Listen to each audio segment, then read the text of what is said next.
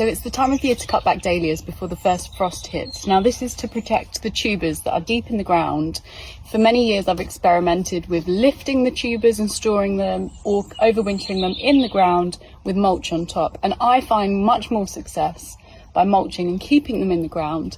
But this is very dependent on where you live, your climate. If you have very wet, very cold winters, you'll probably get more success lifting them and storing them somewhere cool, just to give them that extra protection.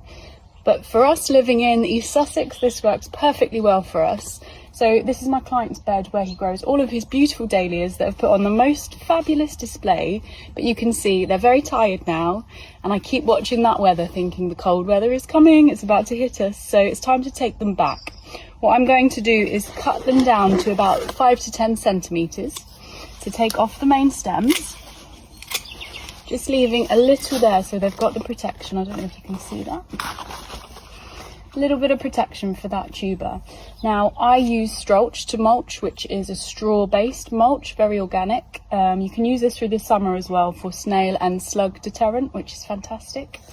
So what we will be doing is cutting them all back. I'll show you an example just on this one here, and then take a nice generous amount of Strolch, and we're just covering that base. What I do is leave a small amount, little gap around the stems to allow for aeration, just so that tuber can get a bit of, have a breather.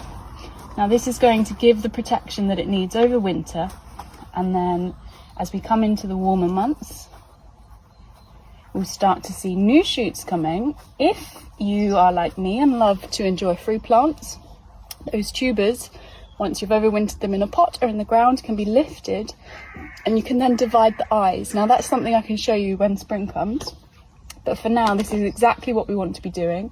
I'll be working my way through this whole bed to create this style of look.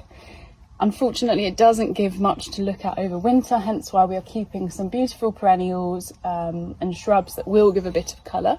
But yeah, the dahlias will put on a marvellous display next year. Just in another one there, trying to do its last little glimmer of colour. They're gorgeous, but yeah, they've seen better days, so that's what we want to be doing, to protect them for the best blooms next year. I hope that's helpful.